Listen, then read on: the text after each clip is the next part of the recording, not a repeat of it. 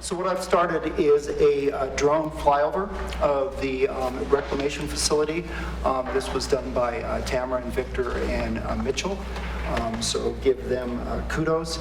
And I should mention that this is on our website also. So this is the September 19th flyover. This shows the demolition of the existing Headworks building. And it shows the new Headworks building that replaced it. So this just occurred this week. This flyover was Monday. This shows the new Headworks building that just went into operation 2 weeks ago. So, and I'll get into the presentation a little bit more in addition to this flyover.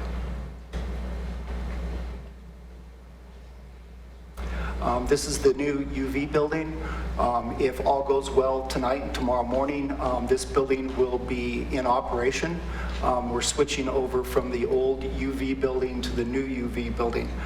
This is the last step in making everything operational at the new wastewater treatment plant. This shows the site for the new administration building. This just started construction 2 weeks ago. A local contractor, Colorado Janes, is doing the work. They're based out of Three Springs. And this is just an overview of the entire plant site. Again, I'll get into the actual buildings and the operation of each one of those buildings.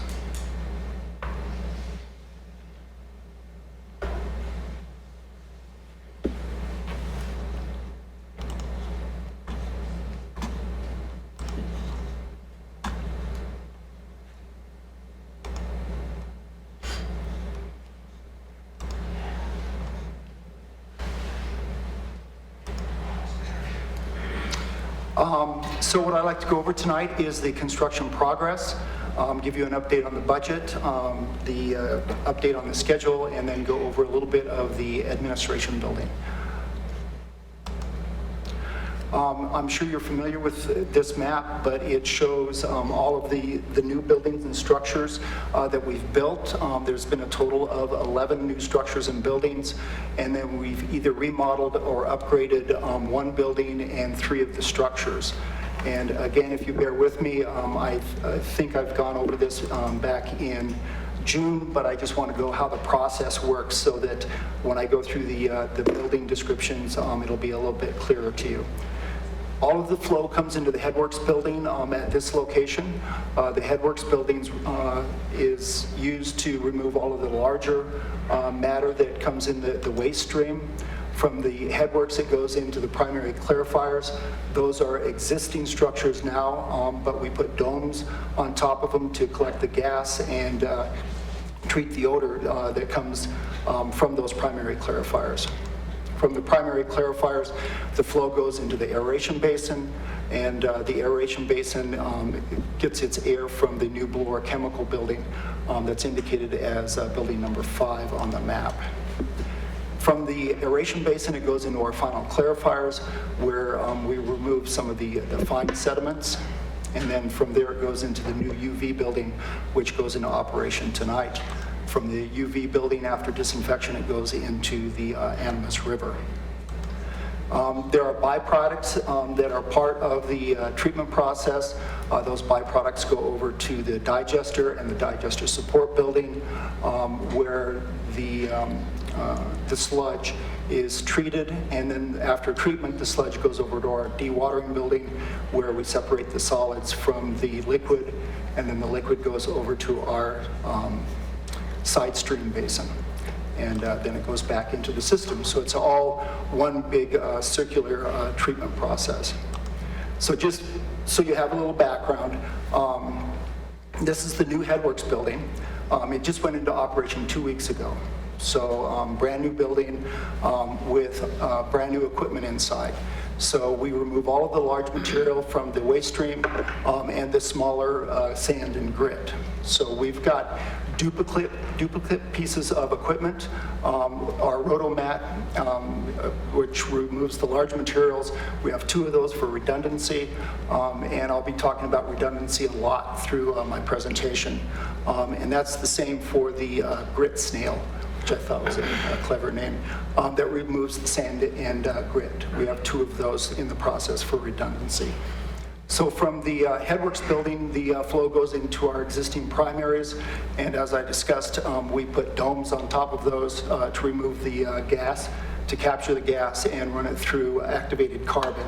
And that's what these 2 boxcar looking pieces of equipment are. So we collect all of the gas coming off the primary clarifiers, we run it through fans and run it through the activated carbon before we release it into the atmosphere, removing all of the odors.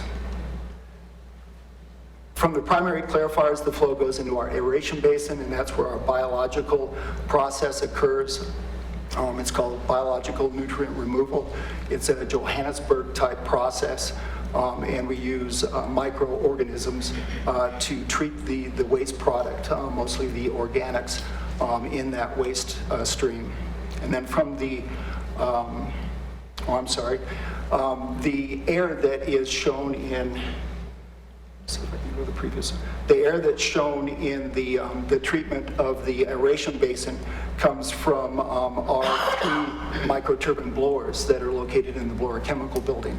So that's a new building that was put into service mid-May of last year. So that's been in operation with the aeration basin for over a year now. It's operating really well. We're getting good results of our treatment. From the aeration basin, it goes into our final clarifiers. We've built 2 additional final clarifiers. The reason for that is to increase our treatment capacity, but also to give us some redundancy so that we can take the old, in this case, we took the old clarifiers offline, replaced all of the equipment, redid the collection troughs, and redid the floor. So that redundancy by building 2 new clarifiers allowed us to improve the existing clarifiers. From the existing and new final clarifiers, the water is now cleaner than the river water, and it goes into our UV building. And the UV building does what it says. We have UV radiation that disinfects the water. Again, we have 2 banks of UV bulbs that we have for redundancy. But again, hopefully this is all operating right about now, and we're starting to run the flow through this building. So from that building, the water goes into the Animas River. So I talked a little bit about the byproduct of the processes. We send all that over to the anaerobic digesters. Now, we built a new digester, again, for redundancy for our existing digester. The existing digester is located on the left side of the digester support building. Similar size and capacity, but again, it doubles our treatment abilities. The aerobic digesters takes all the solid materials that are collected off of the clarifiers and some of the other processes. We heat it up, we circulate it, and the microbiology eats all of the organics and creates methane gas. With that methane gas, we collect it and send it over to the treatment complex. So this is the inside of the digest support building. It does a number of things. The lower right-hand photograph is the heat exchanger where we heat the sludge. The picture above is the pumps where we circulate. And then the upper left-hand picture is our fat, oil, and grease containers. So when restaurants clean out their grease pits, they send the grease down to the wastewater plant. We store it in these vessels, and then we slowly pump it into the digesters to provide more food for the microorganisms, which creates more gas. So when we collect that gas, we clean it. We remove the siloxane, H2S, water, foam, everything that we can do and then send it to the treatment complex where we burn it in microturbines. The microturbines create heat that we use for hot water, but it also creates power. And that electric power we use for running the blowers that run the aeration basin. So we're trying to be as conscious as we can with our energy consumption at the wastewater treatment plant. There are a number of things that happen at the treatment complex. We have 3 rotating drum thickeners that remove some of the solids from the waste stream, but we also have gone through and replaced all the pumps and motors in the treatment complex building. Oops. So I talked about the digesters. So it goes through an organic process to treat the sludge, and when we're done with that process, we send that digested sludge over to the dewatering building where we separate the solids from the liquids. We do that with the rotating screen presses, which sends the solid material over to 2 of the roll-off dumpsters. And we take that solid material and we send it up to the local landfill, and they use it to recondition their soil at the landfill. The liquid that comes out of the dewatering building gets sent over to a smaller aeration basin called the side stream, where the ammonia is removed before we put it back into the aeration basin and the process. I just wanted to note that we did install a rather large emergency generator. We do our disinfection with UV, so it's important for us to always have consistent power. LPEA is our provider for power, but on occasion it does go out, so we put in a fairly large generator that can power the entire plant. Finally, what we've been working on lately is the Santa Rita Park reconditioning. We use the park for laydown and storage. So now that we've got all the equipment placed in the plant site itself, we are reconditioning the park. I was just told today that the grass is going to go down by October 11th. So in about 4 weeks, we'll have the park back. Won't be able to use it until next spring, but at least it will be green again. So quickly on the budget, the original construction amount was $54 million. The current contract amount is, the original contract amount was $54 million. The current contract amount is $58 million. The original contingency fund was $5 million, and it has now dropped down to $318,000. So all of this occurred over the past 28 months by the city adding scope to the project. So we've added pumps, we've added pipes, we've done whatever we thought was allowed by our contingency to improve the project to give you a longer lasting, better functioning wastewater treatment plant. And just a few of the items, we replaced Voto 2 sanitary lift station that lifts all of the sewage south of the plant into the plant, so it's a really important part of the plant process. We also installed a new IT room. We painted the existing buildings. Again, we replaced a lot of equipment and a lot of pipe. So as far as schedule goes, the original start date was May 15th of 17. The completion date was going to be May 15th of this year. But with all these additional work orders that we placed on the contractor, they asked for some additional time.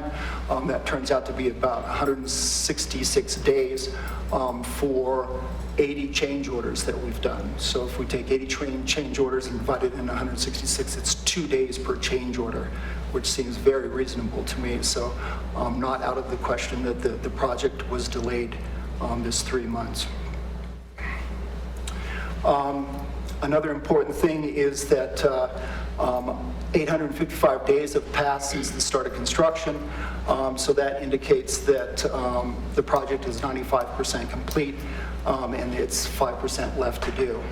So going back to the budget, if you saw the current contingency is about 5%. So what we tried to do during the entire project is match the project completion with the contingency fund. So we never got ahead of ourselves, and we never tried to overspend and get ourselves into trouble at the end of the project. So those two are tracking pretty well, so I think that we're in good shape to finish the project. We got 41 days and, $300,000 left. So just an update on the administration building. If you remember, the original administration building and the vac truck building were part of the original scope and bid process. The bids came in much higher than what our budget was, so we eliminated the administration building and the vac truck building from the project. Our thought process was that we could get a local contractor to build the admin building, excuse me, and the vac truck building because it was more of a traditional type of construction. Wastewater treatment plants are fairly specialized. There's only a handful of contractors in the United States that do those kind of things. So we thought we could get a better price on the administration building if we bid it locally. So we bid it in April.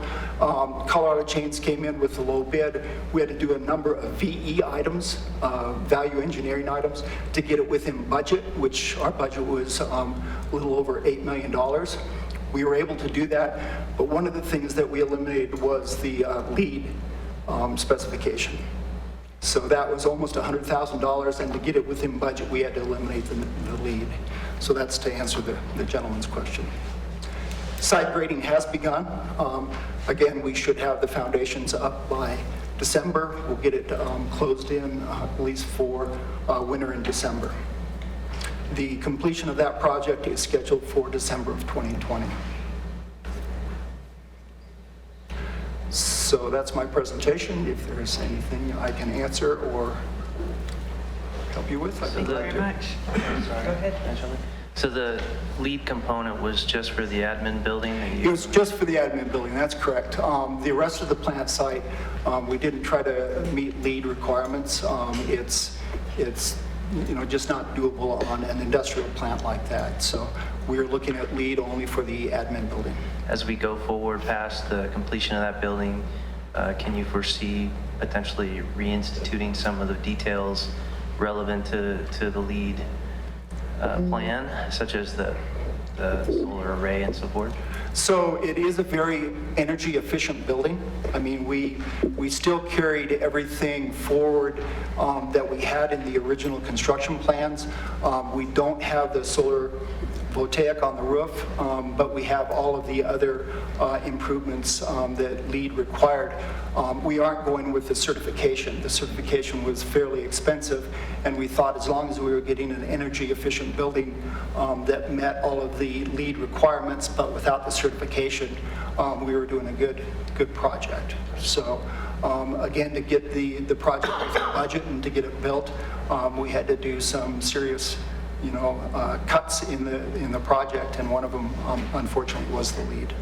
Well, I just want to congratulate you. I mean, this was the first project that I got to tour as a city councilor with you. That was a real special day.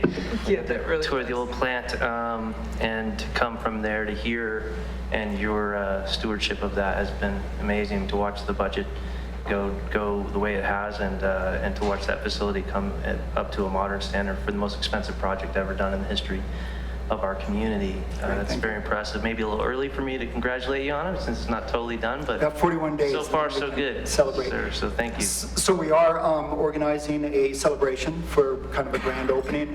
It'll probably happen after October. I don't know that we're ready to announce the actual date and time yet, but completion is scheduled for October 28th, so it'll happen sometime after that. Great. So, and we'll do a big tour, and everything will be clean and sparkly, and we'll welcome you guys there. So the access areas in between the building are still dirt? They are. That's the last thing we wanted to do. So we wanted to get the plant up and running, and we've done that. Again, in a few hours, we've done that. And then the asphalt curb gutter and the landscaping will follow. So it'll be a push to get everything done by the end of October, but the contractor is confident he can do that. Okay. Excellent. Further questions? Richard, thank you. I'm just wondering if you have vacation planned for the end of October. Likely? Actually, I do. I bet you do. I bet you do. All right, thank you very much for that presentation.